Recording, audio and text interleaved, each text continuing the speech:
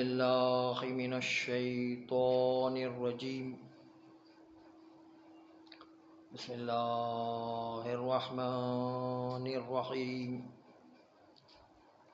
الحمد لله رب العالمين، والصلاة والسلام على أشرف الأنبياء والمرسلين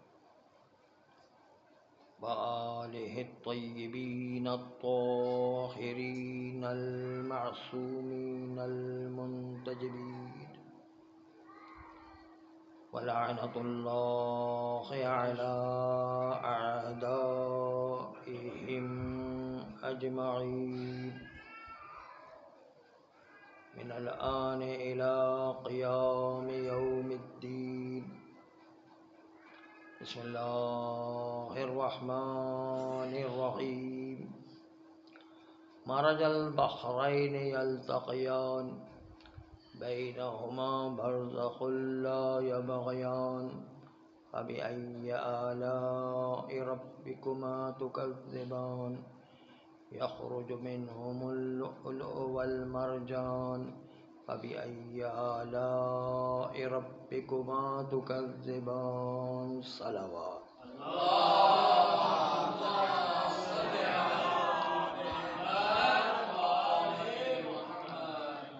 عزیزان محترم، بزرگان عزیز، اتنی ساری ولادتیں ہیں. مولا حسین کی ولادت، مولا عباس کی ولادت، امام زین العابدین علیہ السلام کی ولادت، پھر حضرت قاسم کی ولادت، اور 15 رمضان امام زمانہ علیہ السلام کی ولادت. ساری ولادتیں آپ کو مبارک.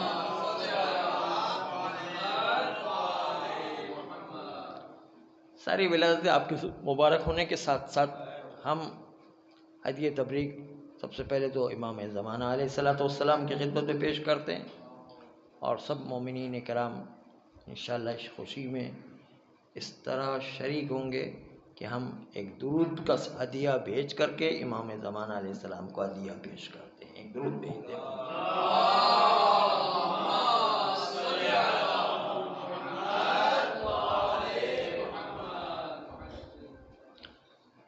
جس آیہ قرآنی کی تلاوت کا شرف حاصل ہوا اس میں راوی نے امام محمد باقر علیہ السلام سے سوال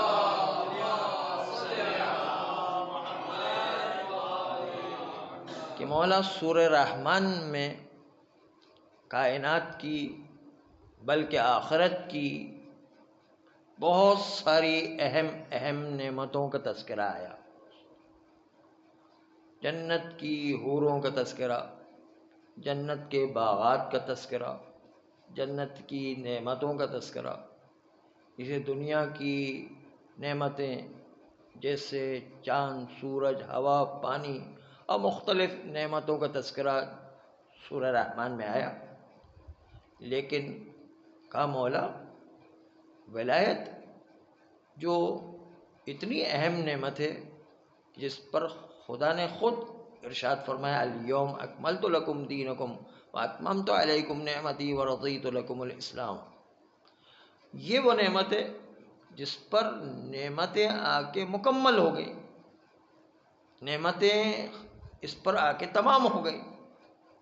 وہ اتنی بڑی نعمت جس پر نعمتیں آ کے ختم ہو جاتی ہیں، اتنی بڑی نعمت کو پروردگار عالم نے سورہ رحمان میں کیوں ذکر نہیں کیا؟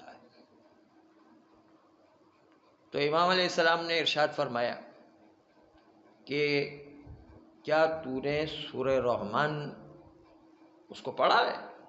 کہا مولا یہ تو میں پڑھتا رہتا ہوں، میں خود روایت کے الفاظ نہیں مفہوم عرض کر رہا ہوں، میں تو خود عربی جانتا ہوں، مجھے پتہ ہے کہ اس کے اندر کہیں اہل بیت کا وہاں پر تذکرہ نہیں آیا.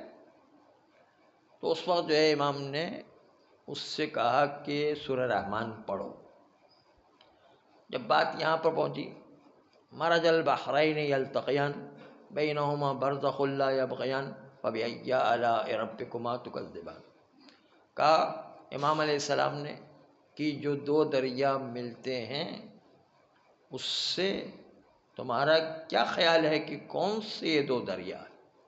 کہ مولا یہ تو پانی کے دو دریا کے ملنے کا تذکرہ کیا جا رہا ہے، اس میں جو ہے دو پانی کے دو دریا کے ملنے کا تذکرہ ہو رہا ہے۔ تو امام علیہ السلام نے ارشاد فرمایا کہ دو پانی کے دریا نہیں ہیں، بلکہ دو عصمت و طہارت کے دریا ہیں، دو پاکیزگی کے دریا ہیں، دو ہدایت کے دریا ہیں کہ جو آپس میں مل رہے ہیں۔ ان میں سے ایک ہمارے جد امجد حضرت علی ابن ابی طالب صلوات اللہ علیہ کی ذات ہے،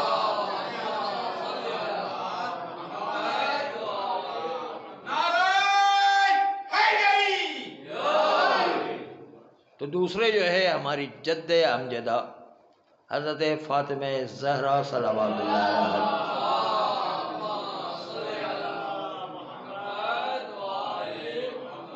یہ عصمت و طہارت اور ہدایت کے دریا آپس میں مل رہے ہیں۔ بینہما برزخ لا یبغیان، ان دونوں کے درمیان عارضی طور پر ایک پردہ پڑا ہوا ہے، اور برزخ جو ہے ہمارے جد امجد اعلیٰ حضرت پیغمبر اسلام صلی اللہ علیہ وآلہ۔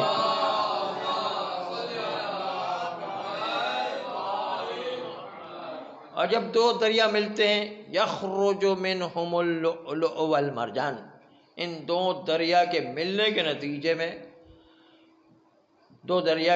نتیجے میں لؤلؤ اور مرجان خارج ہوا کرتے ہیں۔ لؤلؤ کا مطلب موتی اور مرجان کا مطلب مونگے، لیکن ابن عباس کی روایت میں مرجان کا مطلب کیا گیا کہ مرجان کا مطلب بھی موتی ہے، لیکن موتی کی کوالٹی الگ ہے۔ لؤلؤ کہتے ہیں سفید یا سبز رنگ کے موتی کو، اور جو ہے مرجان کہتے ہیں سرخ رنگ کے موتی کو، اور لغت سے بھی یہ روایت تطابق رکھتی ہے۔ چنانچہ دونوں موتی، ایک سبز موتی ایک سرخ موتی، چنانچہ اس سبز موتی سے ہمارے جد امام حسن صلوات اللہ علیہ کی ذات ہے،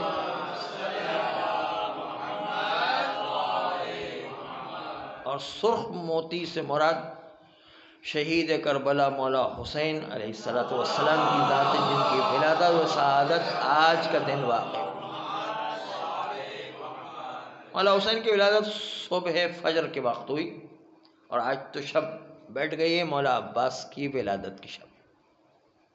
چنانچہ اس ساری خوشیوں کی مبارکباد اس وقت ہے کہ جب اس طرف سے بھی ہمیں تحفے ملتے جائیں، ہم بھی ان ائمہ معصومین کی مقدس ذات کا شکریہ ادا کرتے جائیں، تب تو وہ خوشی مکمل ہو۔ چنانچہ جب مولا علی نے دیکھا شہزادی کے بعد کہ مجھے کربلا میں اپنے وارث و جانشین کی ضرورت ہے کہ جو کربلا میں میرے حسین کے کام آئے، اس سے پہلے شہزادی سے جب مولا علی کی شادی ہوئی تو پہلی ہی رات، اس وقت جب مولا ساری تقریبات کے بعد ہجلے عروسی میں جاتے ہیں تو دیکھا کہ شہزادی فاطمہ زہرا کچھ متفکر اور پریشان نظر آ رہی۔ پوچھا، اس لیے کہ جو ہے مولا کے نکاح اور رخصتی کے درمیان تھوڑا فاصلہ تھا، اور رخصتی سے پہلے چونکہ مولا انہی کے گھر میں، مولا جو ہے پیغمبر ہی کے گھر میں رہا کرتے تھے، اس لیے مولا کے بارات کے آنے کے لیے کوئی الگ سے مکان لینے کے لیے پیغمبر اسلام نے کہا کہ کوئی الگ سے مکان لیا جائے تاکہ وہاں پر بارات رخصت ہو۔ چنانچہ مولا علی نے ایک مکان کا انتظام کیا جہاں پر شہزادی کی بارات آئی، اور بارات جب آئی تو اس وقت ساری فارمیلٹیز مکمل ہونے کے بعد یہ جو نکاح اور بارات کے درمیان، نکاح اور رخصتی کے درمیان کا پیریڈ تھا، اس وقت مولا علی کے خلاف عرب کی عورتوں نے آ کر کے شہزادی فاطمہ زہرا کے بہت کان بھرے تھے، کہا تھا کہ ایسے کنگال آدمی سے تمہارے بابا نے تمہاری شادی کر دی۔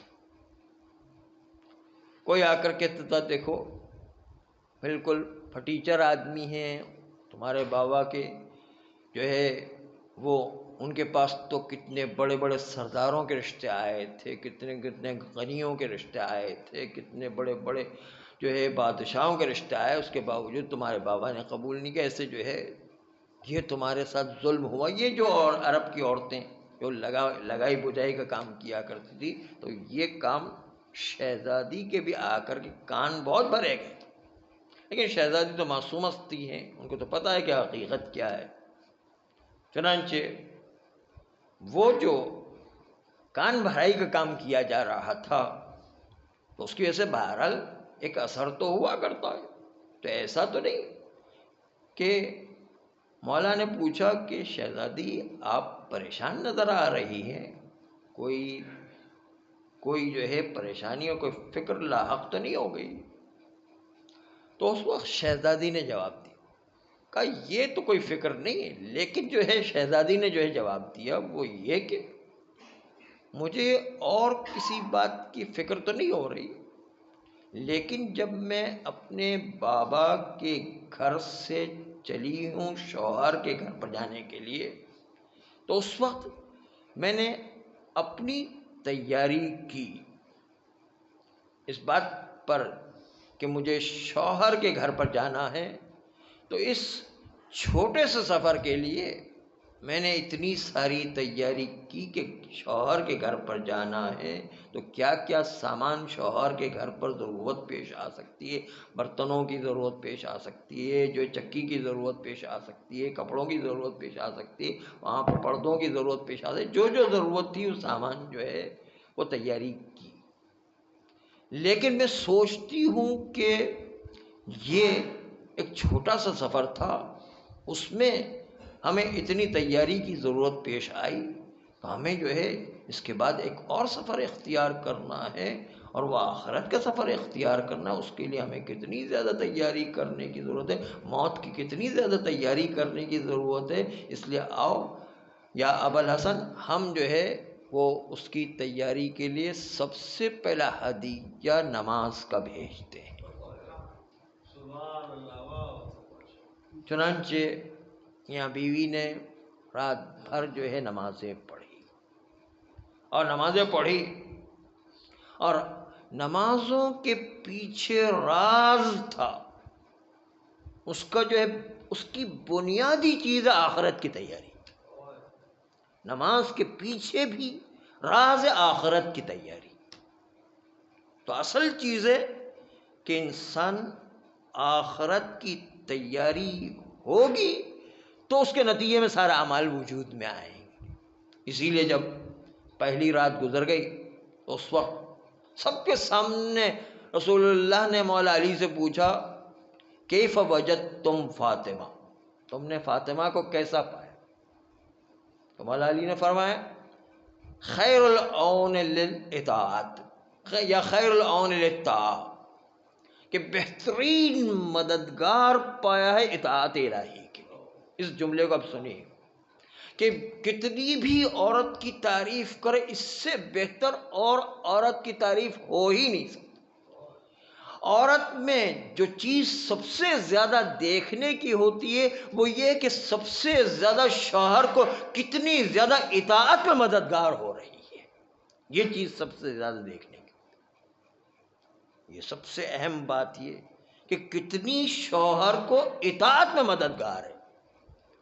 عورت میں یہ چیز دیکھنے کی زیادہ ضرورت نہیں کہ پیسے والی کتنی ہے، عورت میں یہ چیز زیادہ دیکھنے کی ضرورت نہیں ہے کہ وہ جو ہے خوبصورت کتنی ہے، عورت میں یہ چیز زیادہ دیکھنے کی ضرورت ہے کہ کتنی ڈگریاں لے کر کے آئی ہے، عورت میں یہ ڈگری دیکھنے کی ضرورت ہے کہ کتنی بڑی نوکری کرتی ہے۔ یہ سب چیزیں بیکار ہیں۔ جو چیز جو مولا نے جو خصوصیت بتائی کہ عورت کی سب سے بڑی خصوصیت کیا ہوتی ہے، کہ عورت کی سب سے بڑی خصوصیت یہ کہ شوہر کو اپنے اطاعت کے دائرے میں مددگار ہو اور شوہر کو نماز پر لے کر آ جائے، سب سے بڑی۔ اور اس کے پیچھے راز چھپا ہوا کیا تھا؟ راز یہی کہ موت کی تیاری کرنا۔ یہ چیز جس کے ذہن میں ہے سب سے بہترین خاتون شمار کی جاتی ہے۔ اب آئیے، جب آپ نے شہزادی کی شادی کا تذکرہ ملاحظہ کیا، تو جب حضرت عقیل کو مولا نے بلایا اور بلانے کے بعد کہا کہ مجھے اپنے کربلا میں اپنے جیسا شجاعت کا وارث چاہیے۔ تو جناب عقیل چونکہ نصاب تھے، وہ حسب نسب عرب کے جانتے تھے، بہت زیادہ اس علم میں ماہر تھے، تو اس کے پیچھے بہت سارے فلسفے ذکر کیے جاتے ہیں۔ یہ بھی ذکر کیا جاتا ہے کہ کیا مولا کو نہیں پتہ تھا؟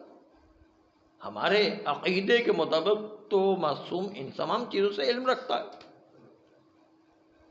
تو کہا جاتا ہے کہ شاید یہ وجہ ہو کہ عقیل کی توجہ صرف اس لیے نہیں کہ جو ہے وہ زیادہ جانتے تھے، بلکہ اس لیے کہ عقیل کی توجہ اس بات کی طرف دلانا تھی کہ میں جس طریقے سے کربلا کے وارث کی تیاری کر رہا ہوں، تمہیں بھی کربلا کے وارث کی تیاری کرنا چاہیے۔ ایک وجہ تو یہ بھی ہو سکتی، اور دوسرا یہ بھی کہ بہرحال رشتہ لے جانے کے لیے کچھ افراد کی ضرورت ہوا کرتی، تو اس کی تیاری بھی کی جاتی ہے۔ چنانچہ ماہر بھی تھے اور بزرگ بھی تھے، مولا علی سے جو ہے تقریباً 20 سال بڑے بھی تھے۔ ایک مرتبہ عقیل نے کہا کہ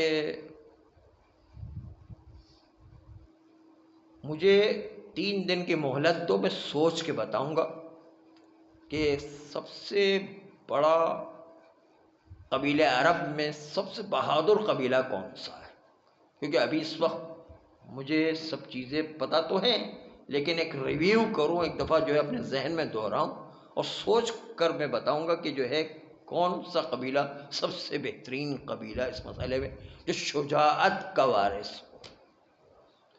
چنانچہ 3 دن کے بعد جناب عقیل آئے اور آنے کے بعد کہا کہ سب سے بڑا شجاعت والا قبیلہ قبیلہ بنی کلاب ہے۔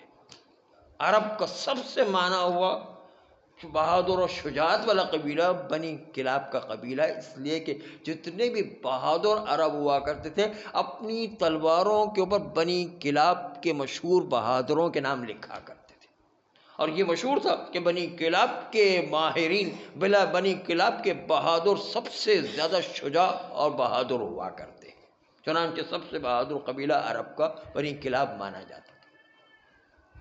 ایک مرتبہ مولا نے جناب عقیل کو بنی کلاب میں بھیجا، اور بنی کلاب میں بھیجنے کے بعد جب کچھ ہی فاصلے پر ایک خانہ بدوش قبیلہ تھا، تقریباً بنی کلاب والا اتنا اسٹیبل قبیلہ نہیں تھا، خانہ بدوش قسم کا جو ہے وہ قبیلہ تھا۔ چنانچہ جناب عقیل مدینہ سے کچھ ہی فاصلے پر وہ بنی کلاب کا قبیلہ تھا، وہاں پر جاتے ہیں، اور جانے کے بعد ایک مرتبہ بنی کلاب کے سردار سے ملتے ہیں۔ جب بنی کلاب کے سردار سے وہاں پر ملاقات ہوئی تو بنی کلاب کے سردار، وہاں پر رسم یہ تھی عرب میں کہ جب جو ہے کوئی مہمان آتا تھا تو اس سے نام بھی نہیں پوچھتے تھے، اور نہیں پوچھتے تھے کہ کس کام کے لیے اور کہاں سے آئے ہو، بس مہمان آتا تھا پہلے تو 3 دن تک اس کو اچھی طریقے سے کھلا پلا کر کے مہمان نوازی کی جاتی تھی۔ جناب عقیل جب پہنچے تو 3 دن تک تو ان کو کھلا پلا کر مہمانی نوازی کرتے رہے۔ ایک مرتبہ 3 دن تو جو ہے اس نے پوچھا ہی نہیں سردار نے کہ تم ہو کون، کہاں سے آئے اور کیوں، کس مقصد کے لیے آئے، پوچھا ہی نہیں. یعنی 3 دن تک جو ہے کھاتے پیتے رہے، اس قبیلے میں رہے. اور اس کے بعد 3 دن کے بعد اب جب موقع ملا 3 دن کے بعد، تو قبیلے بنی کلاب کے سردار نے جناب عقیل سے پوچھا کہ آپ ہیں کون اور کس مقصد کے لیے آئے. تو جناب عقیل نے کہا آپ نے سردار بطحا حضرت ابو طالب کا نام سنا ہے؟ کہا ہاں بالکل، وہ تو بہت بڑے سردار ہیں، اس کو کون نہیں جانتا ہے، سردار بطحا حضرت ابو طالب کا.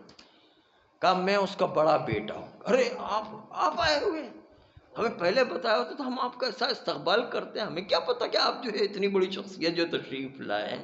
چنانچہ جو ہے ہم تو جو ہے آپ کا اتنا شاندار استقبال کرتے، ہمیں تو نہیں پتا، معذرت کے ساتھ ہم نے آپ کا اتنا استقبال نہیں کیا، ہمیں تو پتہ ہی نہیں تھا کہ آپ کون ہیں. کہا کہ ہاں میں آیا ہوں. اور جو ہے اچھا پھر آپ کسی کام سے تشریف لائے ہیں یا آپ نے ایسے ہی جو ہے دورہ کرنا شروع کیا ہے اور یہاں سے گزر رہے تھے؟ کہا ایک کام سے آیا ہوں. کہا اچھا کیا کام ہے؟ کام جو ہے وہ یہ کہ میرے بھائی، میرا چھوٹا بھائی ہے علی ابن ابی طالب صلوات اللہ علیہ،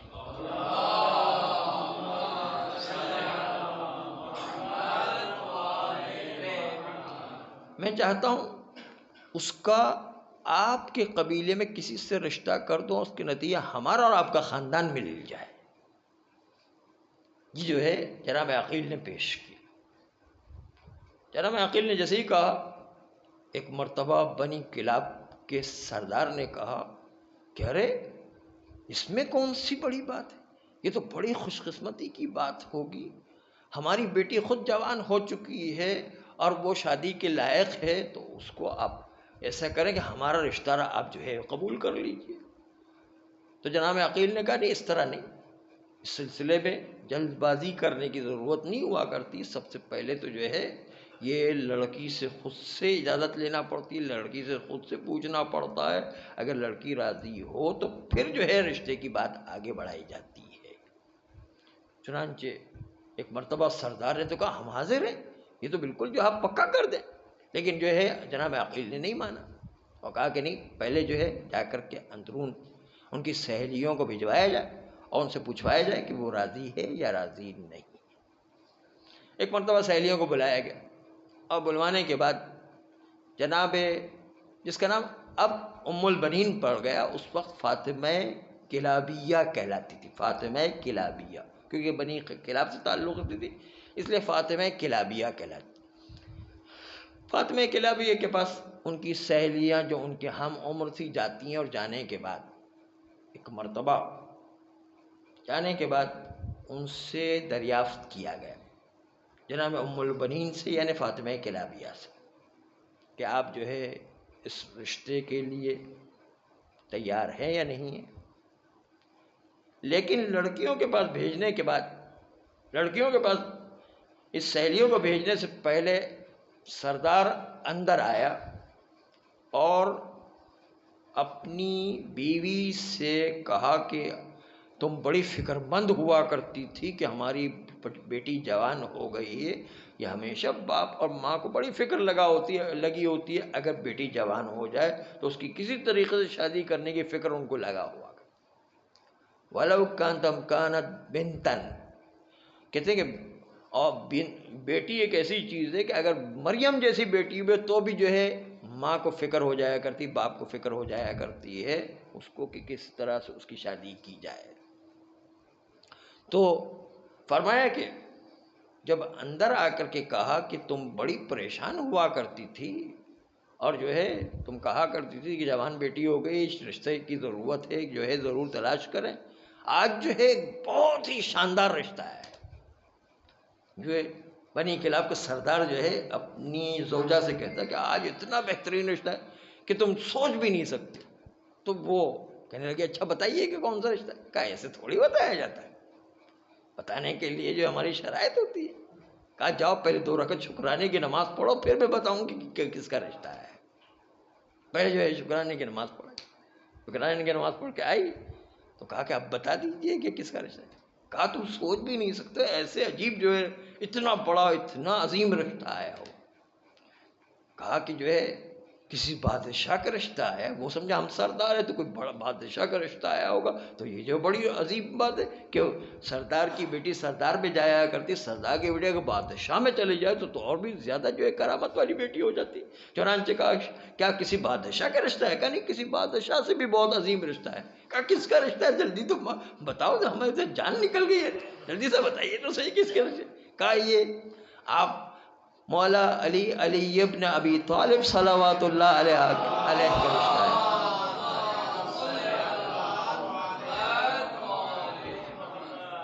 کہا ان کا رشتہ ہے.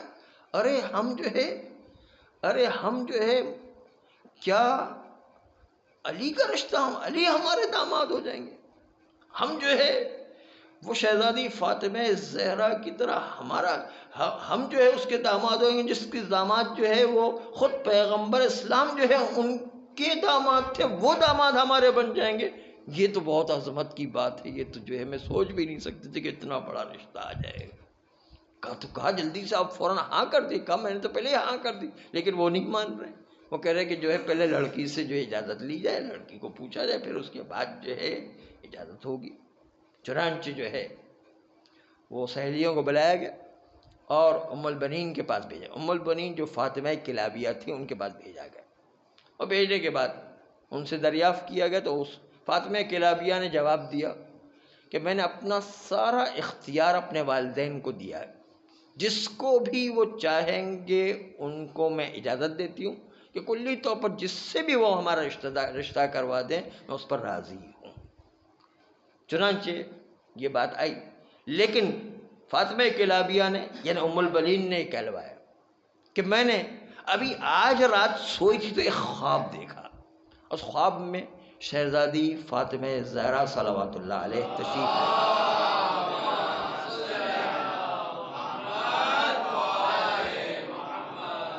اور انہوں نے کہا کہ بیٹی تم میرے بیٹے عباس کی ماں بننے والی ہو.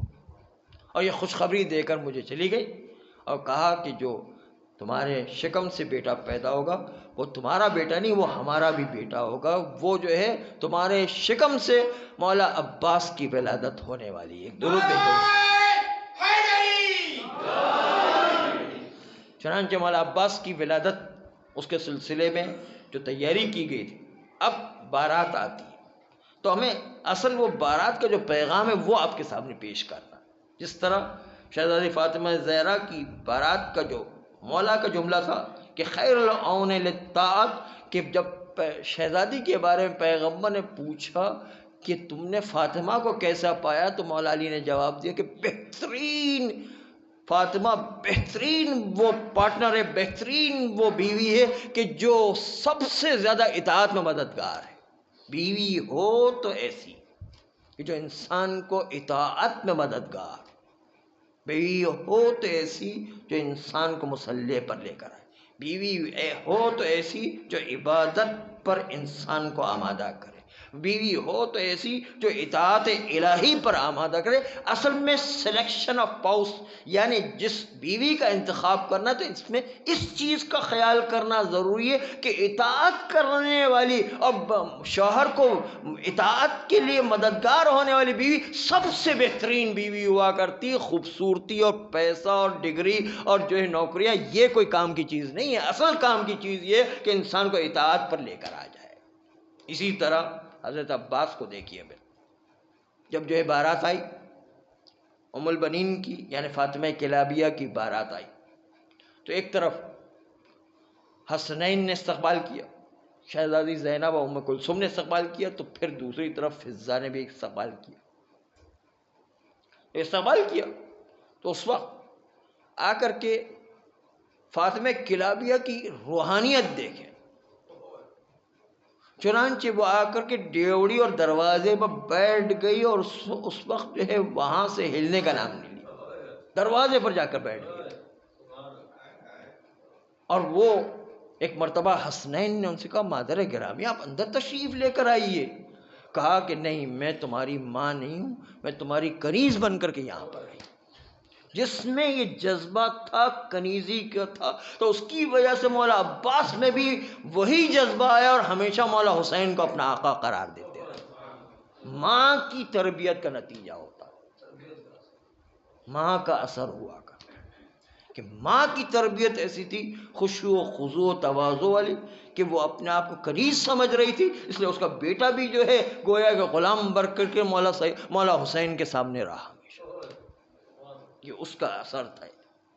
ماں کیسی انتخاب کرنا ہے، یہ دو مثالیں آپ کے سامنے پیش کی، شہزادی کی بھی اور ام البنین کی بھی، کہ ماں کیسی انتخاب کرنا، وہ جو ہے اس میں اس کی روحانیت، وہ اطاعت پر ہمیں کتنا آمادہ کرتی، اطاعت میں کتنی مددگار ہے، وہ دیکھنے کی ضرورت ہوا کرتی ہے۔ چنانچہ آپ نے دونوں ولادتوں کو ملاحظہ فرمایا کہ دونوں ولادتوں میں کتنی زیادہ خوبی، ایک تو مولا نے خوبی بتائی، دوسری ڈیوڑی پر آ کر کے جو ہے حضرت ام البنین کا بیٹھ جانا، تواضع و خشوع، بالکل پوری طرح سے